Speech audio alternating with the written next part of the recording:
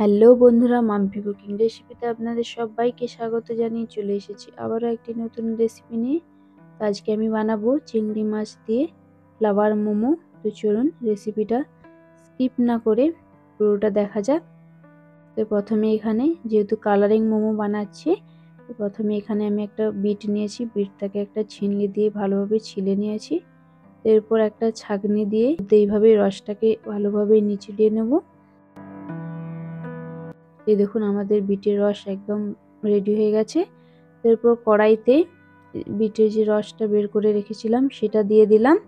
তারপর 3 থেকে 4 ফোঁটা ফুড কালার ব্যবহার করছি, যাতে কালারটা আরও একটু গাঢ় হয়। তো এখানে বাটি মেপে 1 বাটি আমি ময়দা নিয়েছি।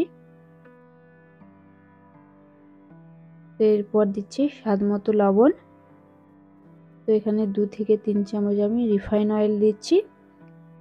এরপর তেলটাকে ভালোভাবে ময়দার সঙ্গে মিশিয়ে নিতে হবে। তো এখানে দেখুন আমাদের একদম মেশানো হয়ে গেছে। তো আমি দেখাচ্ছি যে এখানে ময়ানটাও আমাদের ভালো হয়েছে। তো এরপর যে আমি বিটের রসটা গরম করে রেখেছিলাম সেটাকেই অল্প অল্প দিয়েই ময়দাটাকে মাখিয়ে নিতে হবে।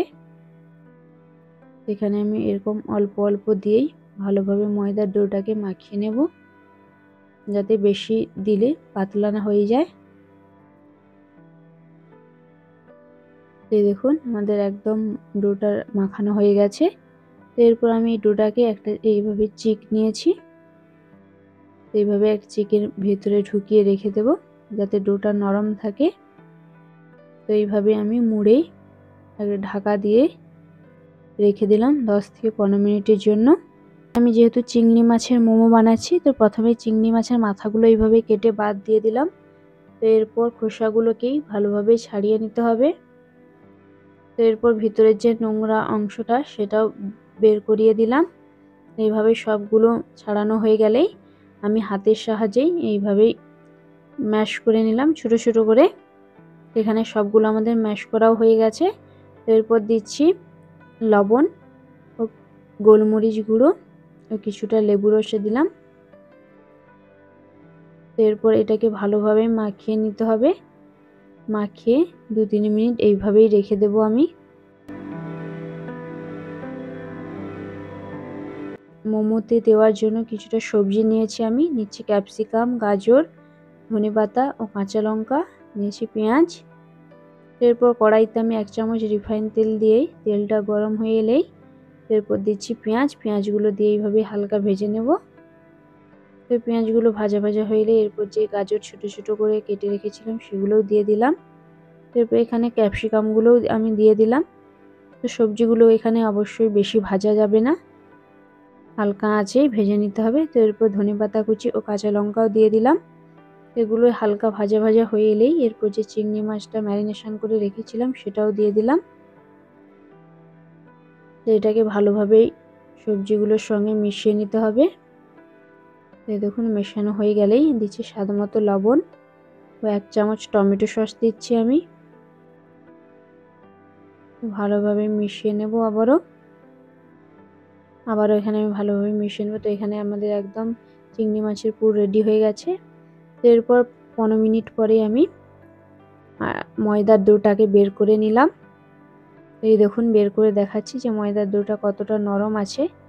এরপর এইভাবে একটা হাতের সাহায্যে লিচি কেটে নিলাম। লিচিটাকে এইভাবে ভালোভাবে গোল করে নিচ্ছি।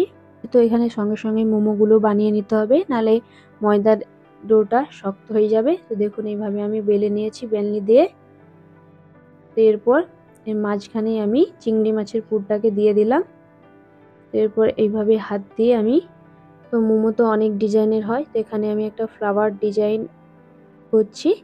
তাই জন্য মোমোগুলোকে এইভাবেই হাতের সাহায্যে একটা পাপড়ির মতো করে নিচ্ছি।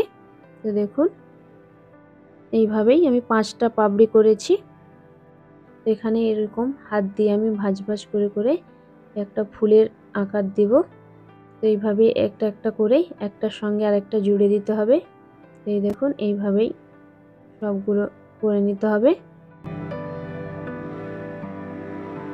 দেখুন অলরেডি আমাদের সবগুলো বানানোও হয়ে গেছে। তো এরপর কিছুটা গাজর রেখেছিলাম সেগুলোকে এর উপরে দিয়ে দিলাম। দিলে একটু দেখতেও ভালো লাগে। তো এরপর আমি এখানে একটা রাইস কুকার নিয়েছি, আপনারা চাইলে এমনি কড়াইতেও জলের ভাপ দিয়ে বানাতে পারেন। তো এখানে রাইস কুকারের উপরে আমি কিছুটা তেল ব্রাশ করে নিয়েছি, এরপর মোমোগুলোকেই এর উপরে দিয়ে দিলাম।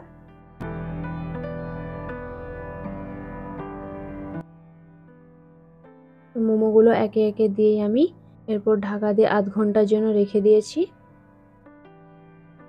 এরপর আধ ঘন্টা পর আমি খুলে দেখলাম যে দেখুন মোমোগুলো আমাদের কত সুন্দর হয়ে গেছে। তো মোমোগুলো একদম রেডিও হয়ে গেছে। তো চলুন একটা প্লেটে সাজিয়ে নিলাম। তো এই দেখুন আমাদের ফ্লাওয়ার মোমো একদম রেডি হয়ে গেছে। তো অবশ্যই আপনারা বাড়িতে এইভাবে বানিয়ে দেখুন, খেতেও কিন্তু দুর্দান্ত হয়।